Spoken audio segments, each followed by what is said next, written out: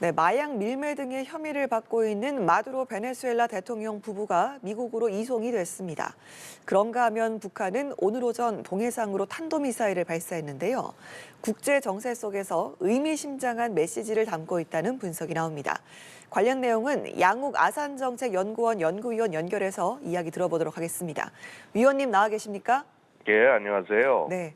현지 시각 3일이었고 새벽 2시였습니다. 미국 항공기 150대가 베네수엘라 하늘을 뒤덮었습니다. 이 수도 카라카스 전역에서 폭발음과 또 연기가 피어올랐고요. 베네수엘라 정부 국가 비상사태를 선포를 했습니다. 이 마두로 대통령 부부를 생포하는데 미 육군 최정예 부대죠. 델타포스가 큰 역할을 했다고 하네요. 예, 그렇습니다. 지금 보면은 실제 그 트럼프 대통령의 작전 지시는 그 전날인 1월 2일 10시 46분에 이제 지시가 내려졌고요. 네. 그리고 실질적으로 한 2시간 정도 만에 제압과 그다음에 체포가 이루어진 걸로 보이고 그래서 작전 종료까지는 전체 뭐 5시간밖에 걸리지 않았다. 미 합참의장은 그렇게 이제 얘기를 했었습니다. 예. 자, 이제 뭐 델타포스 말씀을 주셨는데 아시다시피 델타포스라는 건 미 육군에 소속된 미국 최정예 특수 부대고요. 과거 이제 이 부대가 보면은 그 혹시 기억하실지 모르지만 1989년에 미국이 그 노리에가 그 파나마의 독재자였던 노리에가를 체포한 적이 있습니다. 네. 그 작전에서도 이 델타포스가 주가 돼서 체포 임무를 수행을 했었어요. 네. 그다음에 이후에도 보면은 뭐 사담 후세인 체포부터 시작해서 이 주요한 그 정치적 표적에 대한 공격을 이 델타 포스가 맡아서 수행을 하고 있습니다. 그래서 이제 그런 맥락에서 이번에 투입이 됐다라고 봐야 할 거고요. 예. 막상 이제 보면은 이 특히나 이 마두로 같은 경우는 DEA가 그러니까 미국의 그 드러그 엔포스먼트 에이전시 즉 마약 단속국이 그 신병을 넘겨받아서 이제 그 뭐 이렇게 재판을 회부하거나 그런 식의 모습을 보이고 있거든요. 이게 보면은 예전에 과거에 이제 그 마누엘 노리에가 파나마 대통령을 체포해도 거의 똑같은 방식이었어요. 그때도 DEA가 이 주가 돼서 체포, 뭐 이제 기소 이런 것들이 이루어졌단 말이죠. 예. 그래서 아마 그런 그 전철을 그대로 따라가는 것이 아닌가 생각이 됩니다. 네, 지금 뭐 현재 상황을 담은 영상들도 저희가 함께 보여드리고 있는데요. 그 이번 작전이 확고한 결의라고 명명이 되었다고 하는데 수개월간 준비된 고차원적 전술이었다고 들었습니다. 작전 성공에 가장 중요한 키가 있다면 어떤 것이었다고 보시는지요? 자, 결국 이게 보시면은요, 가장 전형적인 참수 작전, 그러니까 상대편을 리더십을 제거하는 작전입니다. 네. 이게 뭐냐면 소위 어떻게 보면 말이 전쟁이자 개입이지 실제 파나마가 아니라 베네수엘라군과 미국의 어떤 본격적인 전투가 있었던 것도 아니란 말이에요. 예. 보면은 거의 이제 일방적으로 그 미국이 그 주요 이 베네수엘라의 주요 시설들을 제압을 한 상태에서 들어가서 대통령을 과감하게 잡아온 거죠. 그래서 결국 이런 작전이 성공하려면 제일 핵심은 뭐냐면 결국 우선은 정보입니다. 네. 그래서 정보 수집을 하기 위해서 미국이 굉장히 오랜 시간부터 뭐 예를 들어서 마두로의 동선부터 시작해서 여러 가지 것들을 파악을 했을 거고요. 특히나 이 과정에서 베네수엘라군의 그 반격이 있으면 안 되기 때문에 자 보면은 이 공격이 주로 이뤄진 데가 카라카스 안에 있는 뿌에르테티우나라는 곳에 공격이 이루어졌어요. 여기가 어디냐 하면은, 그러니까 뭐 국방부, 뭐 우리 지금 합참 이런 곳 시작해서 모든 핵심 군사 시설들이 모여 있는 일종의 단지입니다. 예. 뿌에르테가 이제 폴트라는 뜻인데, 그래서 이제 여기에 대해서 이제 주로 이제 뭐 예를 들어서 뭐 스텔스기나 이런 것들이 동원돼서 이제 뭐 제압도 하고 방공망도 제압하고 그다음에 이제 특수작전부대가 핵심이 돼서 바로 여기에 있는 이 시설들을 갖다가 제압을 하는 도중에 이제 이 델타포스에서 딱 그 뭐 인원들이 이제 투입이 돼서 몇 제대가 한 개 제대가 투입이 돼서 체포를 해왔을 거란 말이죠. 예. 그래서 이게 사실은 굉장히 우리가 이제 뭐 이런 걸 뭐 소위 말해서 서지컬 스트라이크 뭐 외과 수술적인 뭐 정밀 타격이다 이렇게 표현을 하는데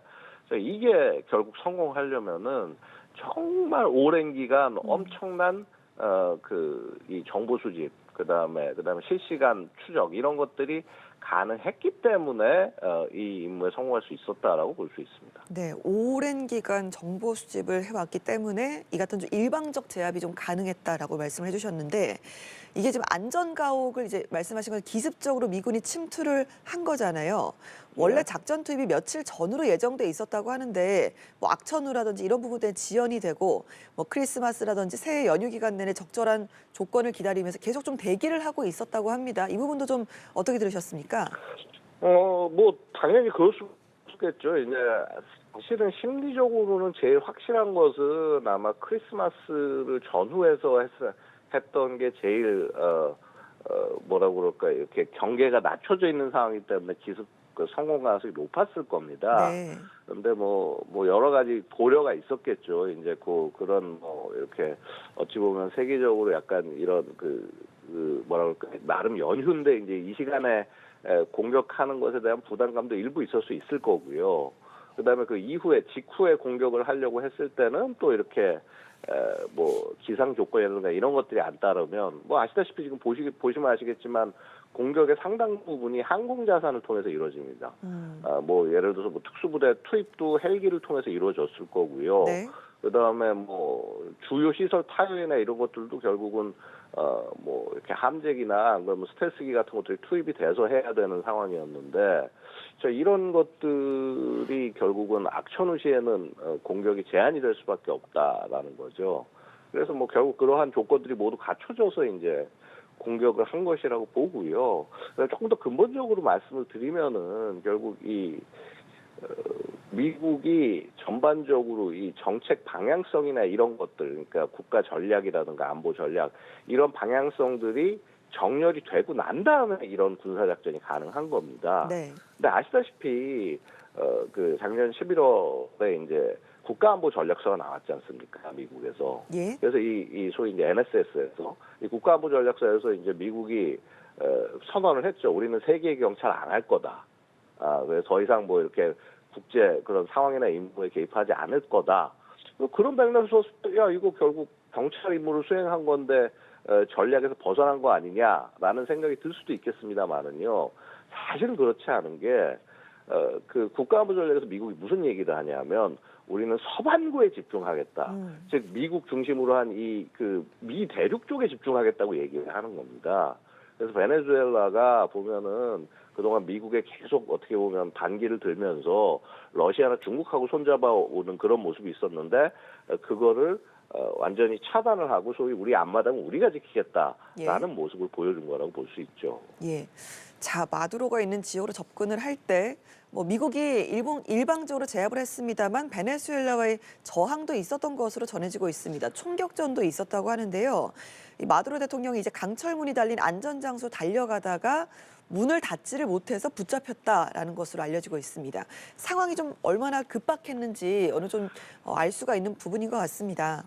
예, 뭐 그 부분에 대해서도 사실은 보면은 지금 뭐 어떤 뭐 미군 항공기라든가 이런 거에 손실 소식은 아직 안 들리고 있어요. 그 네. 말은 결국은 베네수엘라가 굉장히 취약한 방공망을 갖고 있었다는 뜻이 되는 거고요. 그런 부분들을 미국은 충분히 활용을 해서 제압을 했다는 뜻이 될 겁니다. 그다음에 총격전 상황 같은 경우는 당연히 대통령을 경호하는 병력들만큼은 무장을 하고 있었을 것이고 그런 과정에서 총격전이 없을 수는 없었다고 보고요. 다만 뭐 그런 와중에서 뭐 예를 들어서 지금 이제 뭐 소위 시타델에 해당하는 비상 대피설에 해당하는 곳으로 이동을 하다가 마두로가 이동을 하다가 들어가지 못하고 결국 체포가 된 것 같은데 네. 그런 부분들조차도 이미 다 어디로 도망가고 이렇게 퇴출할지 그 위치조차도 미국이 다 파악하고 있었다는 뜻이 되는 거예요, 이게. 네. 그래서 뭐 사실은 뭐 저항이 있었다라고는 하지만 여전히 굉장히 일방적인 작전의 양상이 아니었나 생각이 됩니다. 저항을 하는 부분까지도 미국은 이미 염두에 두고 예. 좀 예상을 했을 것이다라는 말씀으로 좀 듣겠습니다. 자, 앞서서도 긴 시간 동안 미군에서는 아주 철저한 정보 수집이 있었다라는 말씀을 좀 해주셨잖아요. 뭐 미군뿐만 아니라 뭐 중앙정보국 CIA까지 동원을 해서 베네수엘라 내부 정보원의 도움까지 받은 것으로 전해지고 있습니다. 지난해 8월부터 이제 현지에 소규모의 어떤 팀을 투입해서 뭐 마두로의 생활 패턴도 파악을 하고 어디를 여행하고 무엇을 먹고 뭐 심지어 반려동물까지 감시를 했다고 하는데 베네수엘라가 이런 부분에 대해서 전혀 눈치를 채지 못했을까요? 그렇지는 않을 겁니다. 네. 그러니까 기본적으로 사실은 이제 베네수엘라 뭐 이전에 차베스 시절부터 미국의 반기를 들어올 때부터 베네수엘라에 어떠한 조치를 취해야 되는 것이 아니냐라는 이제 얘기들이 많이 있었고요. 근데 이제 보시면은 그때는 미국이 이제 소위 차베스가 처음에 이제 행동할 때는 미국이 대테러 전쟁을 하느라고 IS라 이런 데하고 전쟁하느라고 신경 쓸 겨를이 없었고, 그다음에 그 정리가 끝나고 난 이후에도 어느 정도 정리가 된 이후에도 사실 민주당 정부나 이런 데서는 과감한 행동을 할 수가 없었고요. 예. 그래서 트럼프 1기에서조차도 사실 약간 이거 어떻게 움직여야 되는 거 아니냐를 움직임이 있었지만 못했던 거죠. 네. 그러니까 어떻게 보면 트럼프가 자기 1기 때 처리하지 못했던 베네수엘라를 2기 이제 행정부가 시작하고 나서 곧바로 손을 본 거다, 이렇게 보셔야 될 거예요. 그래서 그런 맥락에서 봤을 때 그러면 뭐 예를 들어서 베네수엘라에 대한 감시나 이런 것들이 그간 없었겠냐? 그렇지 않죠. 엄청나게 계속 지속적으로 해왔을 겁니다. 미국의 그 정보기관이 뭐 CIA 뭐 하고 국방부의 DIA 이외에도요, 하추는 거의 한 20개 가까이 됩니다. 그래서 그런 것들이 소위 이제 인텔리전스 커뮤니티, 정보 공동체란 것들을 통해서 이제 모여서 서로 정보를 주고받으면서 이제 큰 그림들을 그려 나가는데, 이미 저는 이 작전이 가능하고 그다음에 엄청난 정보가 모을 수 있었던 거는 트럼프 2기 행정부 시작하면서부터 베네수엘라는 목표로 이미 찍혀 있었던 것이 아닌가, 그렇게 생각이 듭니다. 이미 베네수엘라를 목표로 하고 움직이고 있었다. 실제로 군대도 지난해 8월에 같이 좀 움직인 것으로 전해지고 있습니다. 카리브해에 함대 12척을 집결을 시켰고요. 항공모함 제럴드 R 포드호와 미사일 구축함 3척, 그리고 15,000명 이상의 군 병력까지도 동원을 한 것으로 전해지고 있는데, 이 정도 동원 규모는 1962년에 쿠바 미사일 위기 이후에 처음이었다라고 하더라고요. 사실은 이제 규모가 그게 처음이었다고 표현한 건 좀 저는 과장된 게 아닌가 생각을 합니다. 왜냐하면요, 그러니까 그럼 쿠바 미사일 위기가 가장 대표적인 미국이 이 중남미 지역에서 움직였던 군사작전의 형태로 얘기를 합니다만요. 그것 말고도 그 레이건 대통령 시절에 그레나다라는 소위 그 영국의 식민지가 공산 계열에 의해서 침공받았을 때 쿠바군에 도움받아서 그때 미국이 가서 해방시켜줬고요. 그러니까 아까도 잠깐 말씀드렸습니다만 1989년에 파나마도 예를 들어서 그 마누엘 노리에가 그 독재자를 체포하기 위해서 미국이 거기도 그때도 이제 지금 어떻게 보면 지금하고 양상이 되게 비슷합니다. 예. 그 소위 이제 사우스콤 남부사령부가 중심이 돼서 작전을 수행을 하는데 실제 작전 수행의 주축은 특수작전 부대였단 말이죠. 특수작전 사령부가 실제 거의 주체가 돼서 거기에 있는 병력이 핵심이 돼서 임무를 수행을 했던 건데 이번에도 사실 비슷해요. 그래서 이것이 뭐 완전히 새롭게 있었던 것이다, 뭐 쿠바 이후 최초다라고 얘기하는 거는 좀 너무 과장된 얘기고요. 아마 뭐 이 자체가 전반적으로 그만큼 미국이 다시 이 소위 뭐 중남미 지역, 이 소위 아메리카 대륙 지역의 안에서 이 뭐라고 그럴까, 이 그만큼 이 통제권이나 이런 부분을 강화하는 모습들을 보여주는 것이라고 말씀드릴 수 있습니다. 네, 서방구에서의 지배력을 강화하려는 미국의 움직임, 이렇게 좀 베네수엘라 대통령 체포 내용을 좀 짚어봤고요. 이런 상황에서 북한이 오늘 오전에 동해상으로 탄도미사일을 발사를 했습니다. 이게 올해 처음인데 이제 이재명 대통령이 중국 방문 일정이 이제 시작되지 않습니까? 여기에 맞춰 이뤄진 무력 시위로 읽히는데, 베네수엘라와는 다르다, 우리는 군사력을 갖췄다, 이런 부분을 좀 강조하고 싶었던 게 아니냐라는 해석도 나옵니다. 어떻게 보시는지요? 예, 저는 뭐 방중하고 관계 없다고 보고요. 네. 뭐 그렇게 해석하시는 분들도 있는데, 자, 기본적으로 이제 보면 오늘 당장 노동신문에 보면은 이제 김정은이 군수 공장 시찰하고 하는 장면이 나왔단 말이죠. 네. 근데 그 미사일들 보고 있으면 대단한 게 아니라 이미 작년 성탄절 전후해서 뭐 이렇게 원자력 추진 잠수함도 보여주고 커다란 미사일 줬단 말이에요. 네.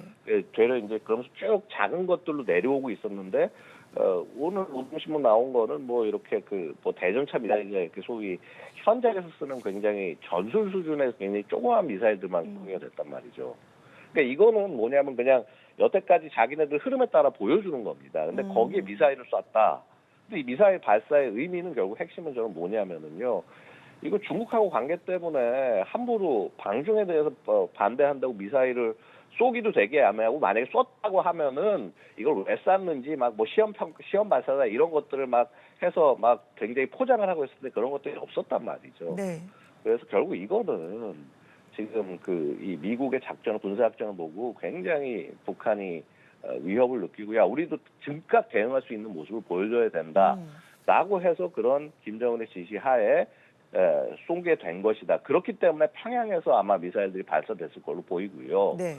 그다음에 북한의 이 체계 자체가 사실은 중장거리 미사일 곧바로 쏠 수 있는 그런 능력이 안 돼요. 그러다 보니까 아마도 발사는 단거리 미사일 위주로 이루어졌을 가능성이 있습니다. 네. 이 말은 뭐냐 하면은 이걸로 뭐 미국이라든가 세계에 대한 메시지 전달이 부족했을 경우에는 더 사거리가 긴 미사일 같은 것들을 발사하면서 자신들의 이런 것들을 좀 강화할 수도 있다. 우리는 뭐 베네수엘라는 다르다. 우리는 되게 강한 나라다. 핵을 가진 나라다. 아마 이런 메시지를 전달하면서 긴장을 높일 가능성은 충분히 있어 보입니다. 예, 방중보다는 미국을 향한 메시지였을 가능성이 크다라는 평가도 좀 해주셨습니다. 오늘 말씀 여기까지 듣겠습니다. 지금까지 양웅 아산정책연구원 연구위원과 함께 이야기 나눠봤습니다. 고맙습니다. 예, 감사합니다.